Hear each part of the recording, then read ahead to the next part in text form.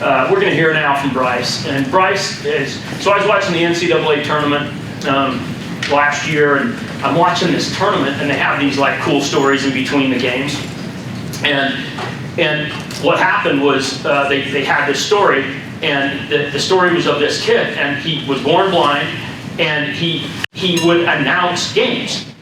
And I'm like, this has got to be the craziest thing I have ever heard. Like he could hear the ball coming up short on the rim, and then he was announcing the games. Like, get the rebound, and then he did it for baseball. And I'm like, this is unreal. So I reached out to Bryce, and he responded.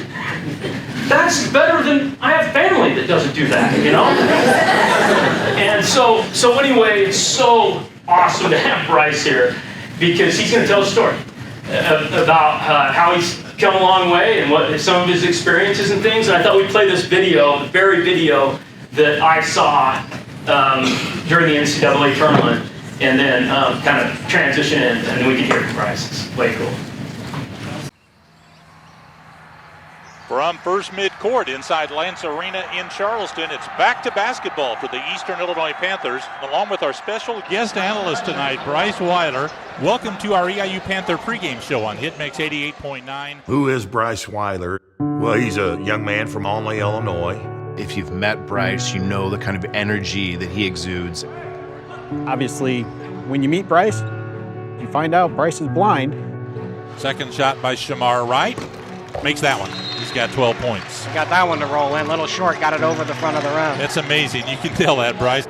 I heard him on the radio. I couldn't figure out how he could do what he was doing. It's remarkable the things that he can glean from what he hears, and you quickly find out that it does work.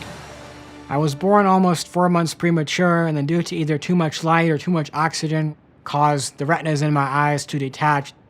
So for all of my life, I can remember I have not been able to see anything. He didn't try to block it as far as he could out of the gym. He blocked it down so it could be picked up by one of his teammates. The radio broadcaster who creates a good visual picture describes what is going on the court. He or she describes what the crowd is doing. Hearing those types of broadcasters is what got me interested in sports, but it was really being able to go to the University of Evansville and Tom Benson giving me the opportunity to commentate games on the radio.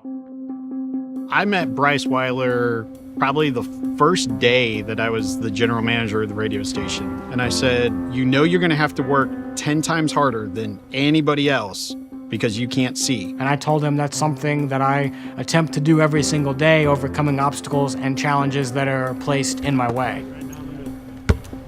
When Coach Simmons was here, did a great job of having Bryce kind of be a part of the program and taught him how to shoot. He loved to shoot free throws, and he'd come over almost daily. I shoot free throws before the game to figure out if the rim is loose or tight. So if there is a basket microphone, I can tell how the ball is bouncing. Ooh. I have the broadcast turned down to the lowest level that I can possibly hear, so I can hear the ball bouncing off the rim. Sometimes I can hear a player really pounding his dribble hard on the floor. It's important for me to pay attention to those things. Friday really bailed out Tennessee Tech with that foul, so I can make up with my ears what my eyes cannot see. Bryce, kind of wanted to ask you a little bit more about your story and the organization that you're a part of and kind of what some of the mission is. The Beautiful Lives Project works to give people of all disabilities the opportunity to experience programs in sports and other programs. So we mark it down here. We call them Court of Dreams programs. All right, you ready? Have fun, man. People with disabilities can learn how to shoot three-pointers, free throws. They'll learn basketball skills and passing. Thanks everyone for coming out, and I'm thankful for all the parents and guardians to allow people who have disabilities to be able to live their dreams and have life-changing experiences. I think these events are very, very necessary. I'm guessing that nobody here ever would have guessed they would get to see their kids do stuff like this. These kids love to do stuff too. They love to have fun. And you just got to give them that chance and figure out what they can do, and then you let it grow from there. It makes my heart happy. Yeah. He's smiling, he's having a good time, and he's getting to feel like everybody else. This is something pretty special for him. Those are the exact opportunities that I want to give people with disabilities to live whatever it is their dream is in life. His story as a blind broadcaster is a great one, but his story as an advocate for people in his position, that's what endears me to Bryce. He's an inspiration to everyone. All his entire life, people have probably told him, you can't do that. All he needed was an opportunity to show that he could do it, but he's also helping other people. Everybody look at the camera in the middle now. And Bryce does that better than just about anybody I've ever met. Wave, Alex. Good morning, Weber School District staff and assembled guests. My name is Bryce Weiler. I am the disability consultant for the Baltimore Orioles and co-founder of the Beautiful Lives Project. I was standing in the cafeteria of my graduate school at Western Illinois, and I was asking random students if they'd be willing to eat with me or to help me in the cafeteria, because the students who I'd scheduled to assist me had not shown up. And students were walking by me, were telling me they were nervous to guide me since I cannot see. And after having gone through that for about 15 to 20 minutes, I decided that I would go walk into the cafeteria and try and find students that might be willing to help me to get my food. So I went to the first table of students, and they were not really willing to help me. They were nervous to guide me since I couldn't see. So I moved to the table behind them, and that group of students was really willing to help me, and they were still some of my best friends who helped me throughout my 2 years in graduate school. And that really showed me to never take for granted opportunities in your life, or the opportunity that someone will give you the chance to do something. For me, the obstacles and challenges that I faced in my life started much, much earlier.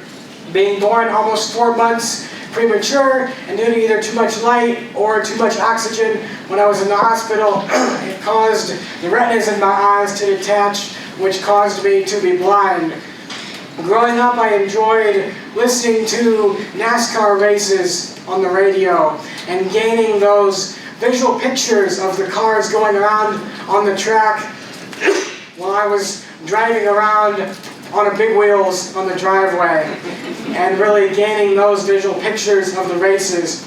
As I continued growing older, learning how to read Braille when I was in public school really helped me to be able to have the world open up to me. That's why what teachers do is so special, because without teachers teaching me how to read Braille, or teaching me how to use JAWS on the computer, or teaching me how to use my cane, I would not have been able to do the things in my life that I've been able to do. So it's really all for the success and the willingness of teachers to teach me that I've been able to do the things that I've been able to do in my life. As I continued through my younger years, I started listening to games on the radio. Being from the Midwest, I started listening to Brian Barnhart commentating Illinois football and men's basketball for the Illini, and Don Fisher commentating Indiana Hoosiers football and basketball. And it was through those two radio broadcasters that I gained the understanding of what would happen in a sporting event. But I always wanted to be a part of a basketball game or a sports event. And it was through meeting Coach Marty Simmons as the junior college women's basketball coach in my town in Olney, Illinois, Coach Clint Burris, who played one season out here in Ogden, Utah. In 2005, Clint was out here in college and played here. And so Clint played for Coach Simmons before he came out here to college. Clint played for Coach Simmons at a Division II school, now Division I, Southern Illinois, Edwardsville. Clint introduced me to Coach Simmons, and Coach Simmons said if I would be willing to come to Evansville as a student, that he would give me the opportunity to sit on his Evansville Aces men's basketball bench and to be a part of college basketball. Also, when I got to Evansville, I became friends with Coach Mike Jacobs, who is now the general manager of the Nashville soccer team. They're doing quite well right now, his team. And Coach Jacobs taught me how to broadcast soccer on the radio as a blind soccer analyst and broadcaster, and also gave me the opportunity to sit on his Evansville men's soccer bench when I was a student at Evansville. But it was really Tom Benson being willing to teach me how to analyze games on the radio as a blind radio analyst and broadcaster where I was really able to overcome stuttering. That was something that I struggled with a lot when I was younger and still have some struggles with now from time to time, but I used to hate words that started with vowels, 8 and 11 and 18 and words such as that. And really getting on the radio and having those chances to broadcast really showed me the power that words can have, and also the power of speaking to groups, just as all of you speak to students on a daily basis.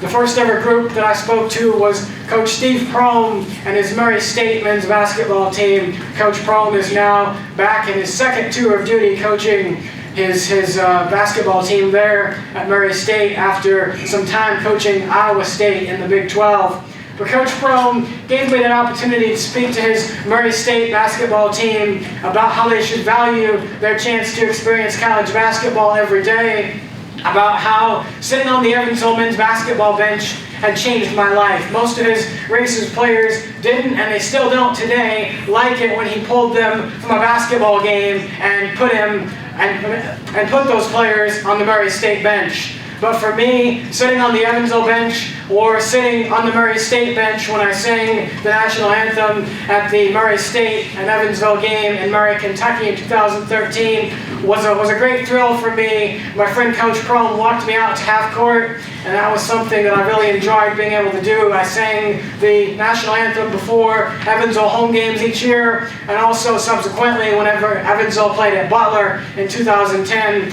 and Coach Brad Stevens was coaching Butler. Coach Stevens, I've been friends with him since before Butler went to the first of their back-to-back national championship games, and he's always been a big supporter of the work I do, helping people of all disabilities to have life-changing moments and opportunities. I graduated from Evansville in 2014, having studied sports management and sports broadcasting. I decided that I wanted to go to graduate school to gain more practical opportunities and work experience. So I went to Western Illinois in Macomb because the athletic department promised me they would allow me opportunities such as helping out with more fundraising, being able to broadcast more games on the radio, and various other opportunities. But when I got to Western Illinois, just as you heard the struggles to find students to help me, the athletic department backed out on their promises to allow me to broadcast games or to help with fundraisers and to do some of those items that they promised me that I would do and have the opportunity to partake in. That was when I realized that you should never take for granted the opportunities that you have in your life, or take for granted the opportunities that you're always going to have someone there to help you.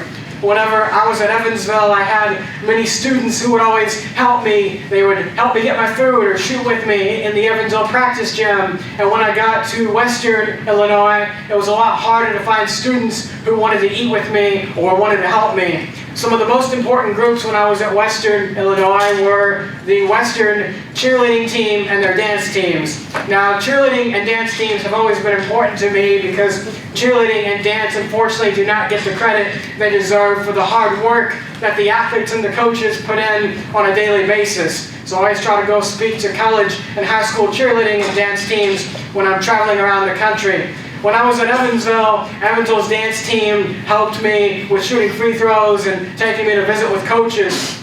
And when I was at Western Illinois, the cheerleading and the dance teams helped me. One of the students backed out, or they would go with me to speak to opposing volleyball teams or whatever speeches that I might have on my schedule. So that was something that I really enjoyed being able to do, and then learning about cheer and dance was fun as well, and just really being able to value the hard work that they put in, because just as a cheerleading team cheers at a football game and a dance team, or here in Utah they have drill, which I guess is a more complicated form of dance with some other things thrown in beyond dance. I haven't researched drill teams as much as I should. I only found out they existed. We don't understand it either. And so drill teams here doing dance and some other activities as well beyond dance. So really spending those opportunities at football and basketball, cheering on the athletes, but those cheerleaders, the dance team members, and both coaching staffs from the cheer and dance teams in this district and the other districts across the state should really get credit for what they're doing. It's not just the football and the basketball players and the coaching staffs, but everyone coming together as a cohesive group to make things to be successful. I graduated from Western Illinois in 2016, and I thought about what was most impactful in my life, and that was what Coach Simmons had allowed me to do, was sitting on the Evansville men's basketball bench, and Tom Benson allowed me to broadcast games as a blind radio analyst and broadcaster. And I also thought to myself, I don't want anyone, whether they have a disability or not, to have to go through what I went through at Western Illinois, of being promised the opportunity to do things and then having those taken away on the sole fact that I cannot see. So I started figuring out how I could email and contact sports teams across the country to help with accessibility, to help with employment, and to help people of all disabilities have life-changing opportunities and moments. And I've started to help Baltimore's baseball team since 2016 to do such things such as helping their team to become the first team in sports to wear Braille on their jerseys to show the importance of people who are blind learning how to read Braille. I've also helped to make the Orioles' home stadium of Camden Yards and their spring training stadium of Ed Smith Stadium accessible for fans of all disabilities. What the Orioles front office has done, both with their owner, John, Greg Bader, Jennifer Grandal, all the other Orioles staff members, is they've been willing to learn, and they've been willing to give people who have disabilities opportunities to experience baseball, but they've extended and they've gone beyond baseball to create life-changing moments and opportunities. And that's what teachers do on a daily basis for their students. Even though the students you have might not, say, be the most interested in your subject, and you might really have to force them to want to do the homework that you give them, you still might be teaching them other skills, such as working hard to get tasks done on time or helping others. So you always have to think about the secondary benefits sometime, because you would like everyone to love science as much as you, or cooking, or history, or whatever subject that might be, but that might not always be the case. I would like companies to be just as excited as I am about making things to be accessible. Sometimes they just want to do what is written in the laws, and they don't want to go past what is written in the laws and to go and to eradicate the accessibility gaps, whether that be in websites, apps, or social media. And so those are all things that I think about. One of the most interesting times when I think about teaching people was I was at a blind training program in Chicago in 2017, and I was learning how to cook and how to do PowerPoint and Excel on the computer and various other programs. And when I was there, the staff did not have enough teachers to instruct the students how to read Braille. So I've known how to read Braille since I was 5. As a matter of fact, I was so excited to learn how to read Braille that I didn't want to go out to recess. And my Braille teacher, Mrs. Kathy Selby, had to force me to go out to recess because I wanted to learn all of the Braille contractions. So not enough Braille teachers at the blind training program in Chicago. They decided that I was going to teach the students Braille, and I was fine with that. I knew the 128 contractions for Braille words, such as father, from, there's all sorts of shortened ways to write words, so you don't have to type out a whole bunch of letters on the Braille typewriter.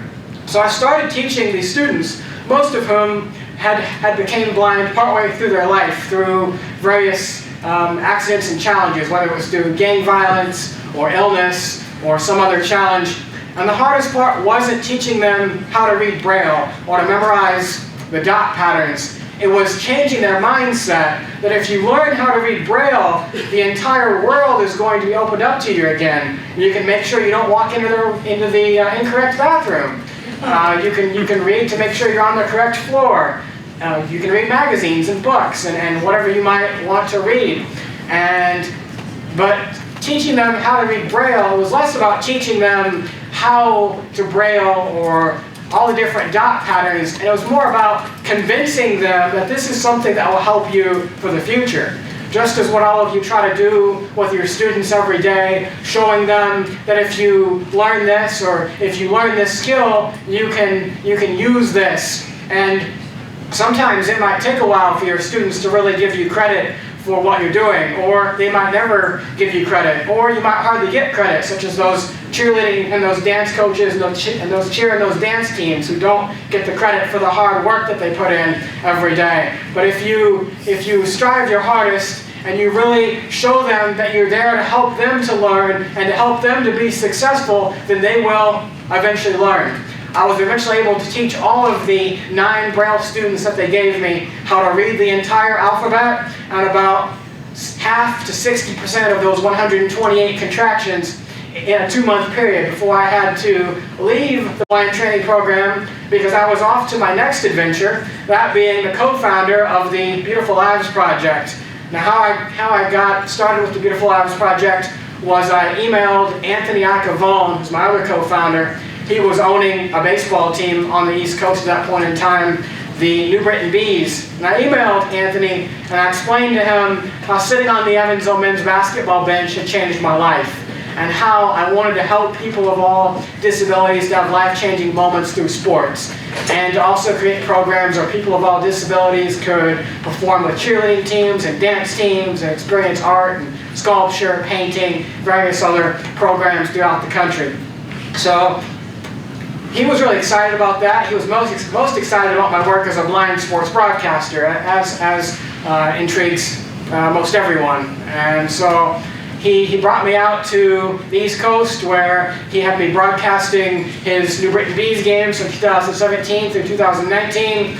We've done all sorts of programs where adults and children of all disabilities are able to play on the court and the field with sports teams across the country, perform with dance teams such as the Eastern Kentucky dance team, or perform with cheerleading teams such as the cheerleading team in my hometown, and we've done college cheerleading teams as well. We've also had football Field of Dreams programs where adults and children of all disabilities were able to play on the field with Michigan State football, Boston College football, Western Michigan football. And it's more than just learning the skills of the event. It is bringing those individuals together with the cheerleading team and the dance team and the football team to create lifelong friendships and to help people who have disabilities to find those individuals who want to help them to be successful and who want to help them to be able to live their dreams. And so they don't have to go through what I went through when I was at Western Illinois, so that people will always believe in them and will always help them to overcome those boundaries and to keep pressing for the highest level possible and trying to achieve that greatest level of success. So often people have challenges in their life. Some are greater than others.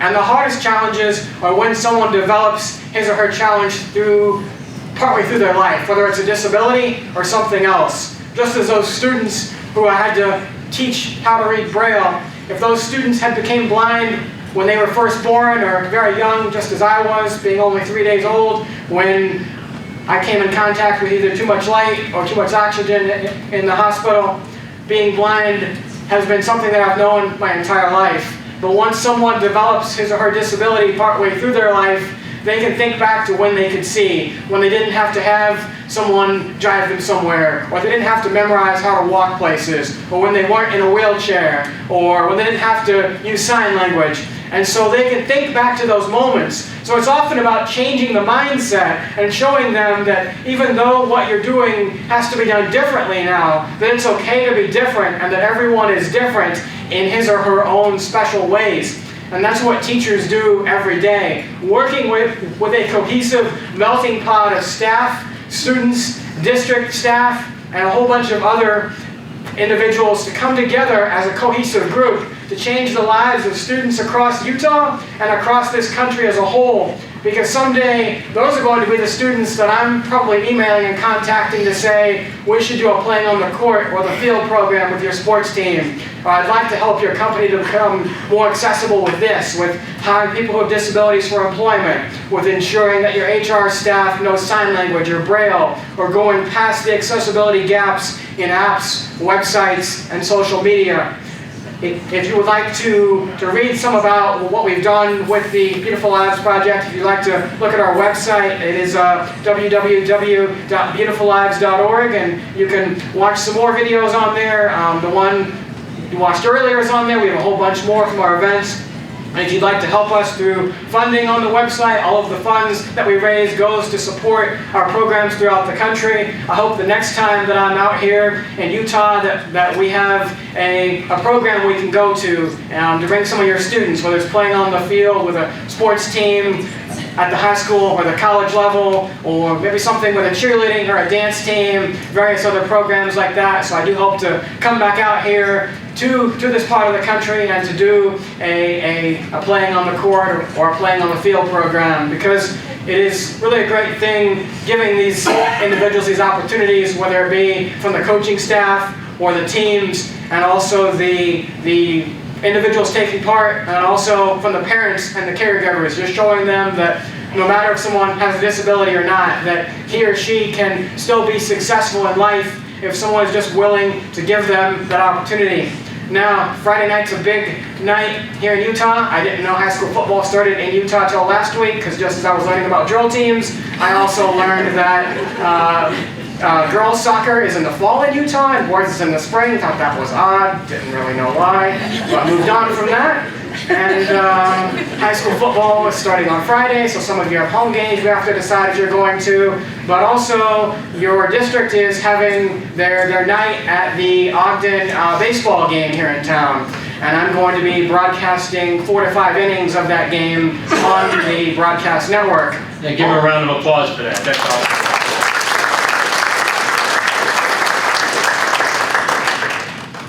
Richard Armstrong, who is the Ogden radio broadcaster, he was very willing to allow me the chance to broadcast with him. If you want to listen, it's on the Flow Sports app. I know most people probably don't subscribe to that, so you need to find one of your friends who does subscribe and all gather on one communal iPhone or iPad, so you don't have to buy a $10 monthly Flow Sports subscription just so you can listen to me broadcasting Ogden Raptors baseball.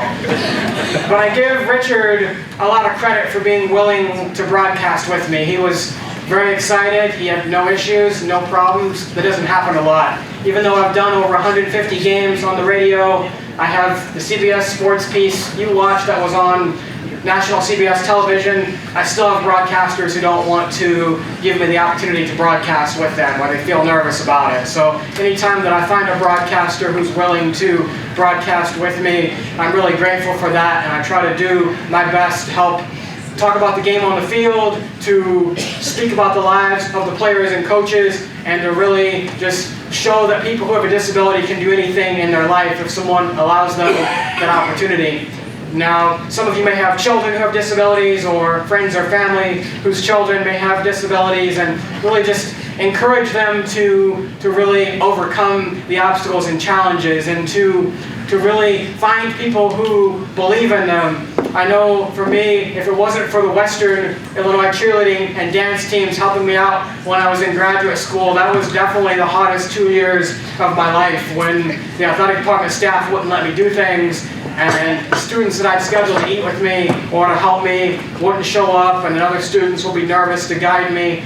And that was really when I learned to never take people in my life for granted, because when I was in college previously at Evansville, I always had people to help me and to have lunch with me and dinner with me, and so it was something that I really took for granted every day. I had my schedules on my Monday, Wednesday, Friday lunch group and my Tuesday dinner group, and everybody had their days. But then when I got to graduate school and I had people canceling on me or backing out and just not showing up at all, that was really where I learned that that's not something you can take for granted in your life, nor is that something that you should take for granted in your life. So ever since then, I've tried to do a better job of valuing every time that I'm able to broadcast a sporting event, or every time that I have someone to help me. And I've really tried through my work, whether it's through helping Baltimore or with the Beautiful Lives Project or with the other companies that I've helped as a disability consultant, to really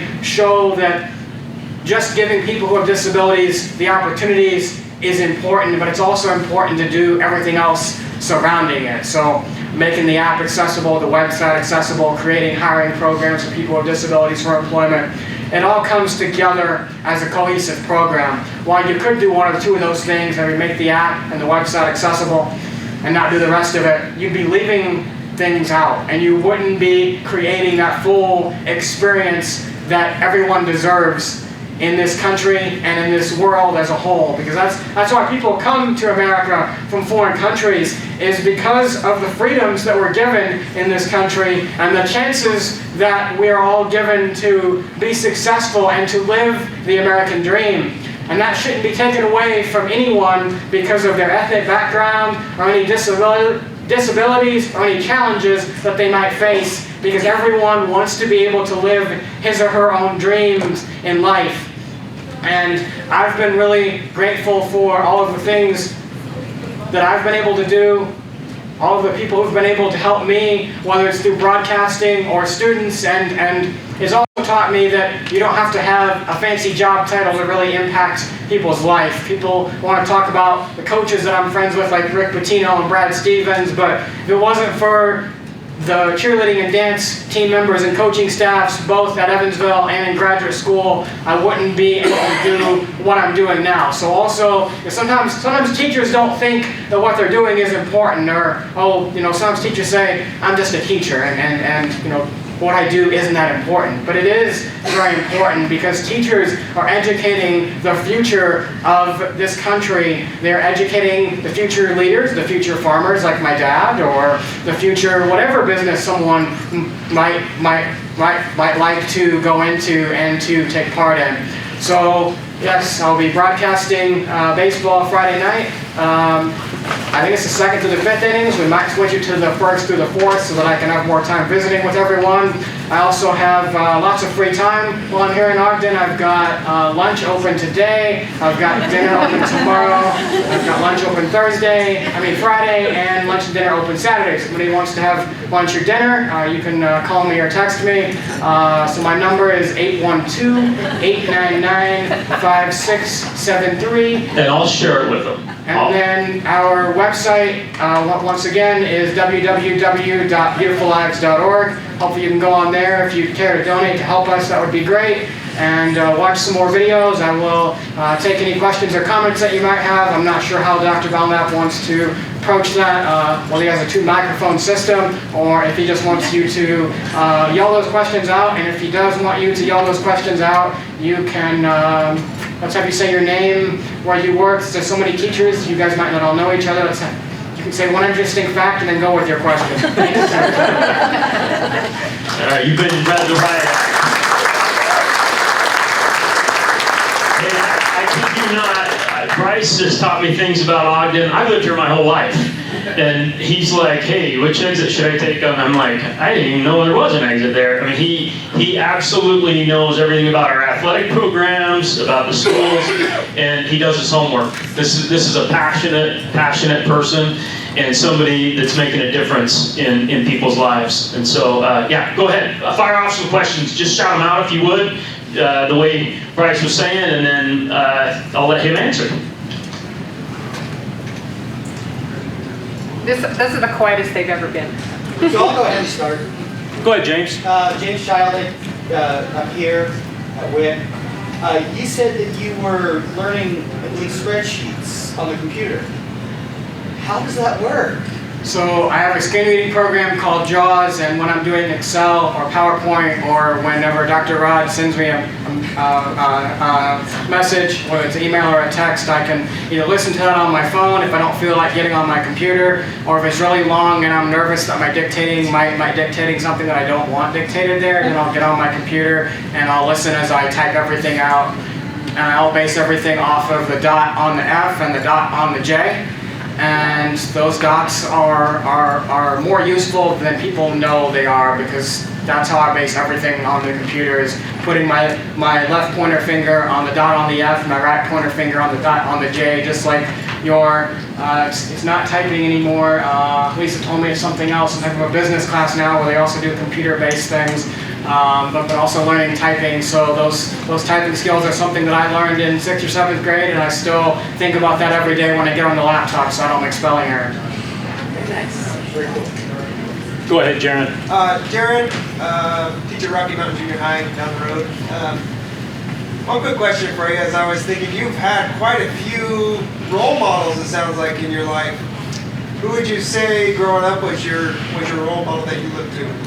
I don't like to pick one person over another because everyone is just as important to me, whether it's Coach Simmons or my friend Kylie, who was on the dance team at Evansville, who would shoot free throws with me. They are all important in their own way, just as if someone asked you who your favorite student might be. You might have a hard time picking one, and you might have a favorite one, but you definitely wouldn't want to say because that would make the other couple hundred feel pretty terrible.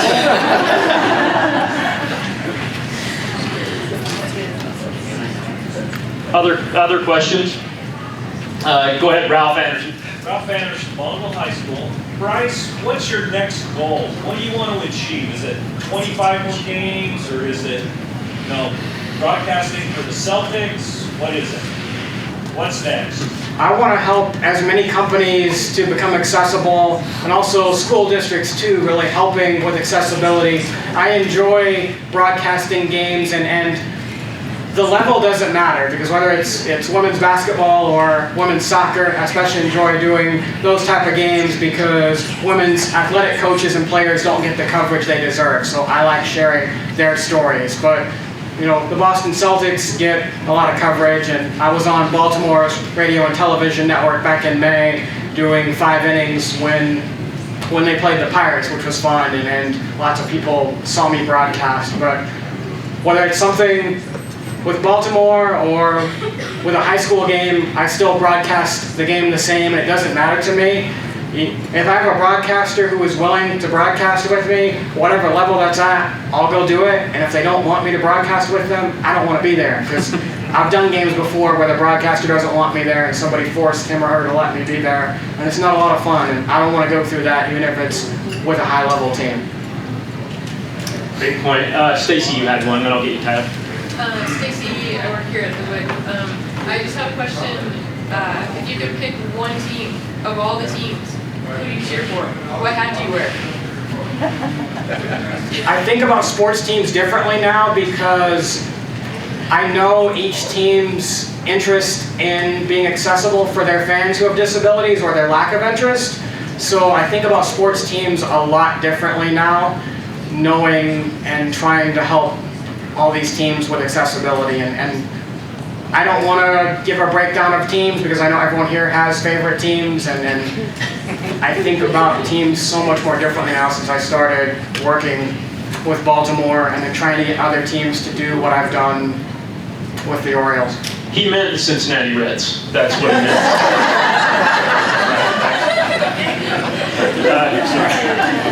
Go ahead, Tyler. Tyler White, Bonneville, Illinois. So, which is your favorite sport and why? My favorite sport to broadcast is soccer because there are so many players moving around on the field, and I like challenges. I haven't got to do a soccer match since 2016. I did 30 soccer matches in college at Evansville between the men's and the women's. I'd say probably favorite one to commentate if I'm just taking out the challenge would be, like I said before, women's soccer, women's basketball, and softball because I can share the stories of student athletes and coaches who don't get the coverage they deserve. Everybody wants to talk about men's basketball and baseball, and that's when people talk about the women's basketball and softball and women's soccer. And I like giving the chance to those who don't get that chance to have their stories to be known. Great. One more question. Robert Peterson in the back. Robert Peterson, just 2 questions. One's curiosity. You say we're strains the way boys and girls soccer. How's it played elsewhere? What seasons are boys and girls soccer played? So in Illinois, high school has their soccer in the spring for the boys and the girls. Oh, the same season? Yeah. Okay. Then the second question, hot debate in our family. Who's the coach, LeBron or Michael? So I don't really, since I can't see players play, I don't ever get into that because I can't see them play, so. And that's the man that's paying all of us, right? I'm just playing, Robert. No, hey, we're going to move into our next speaker here in just a minute. I want to just say, I want to tell Bryce what an honor, and I mean this, what an honor it is to know him. And our exchanges over the last 2 weeks have made me a better person. He is as good as he appears. He's a great man. He's doing awesome stuff in the world. He's hungry, and he wants to learn.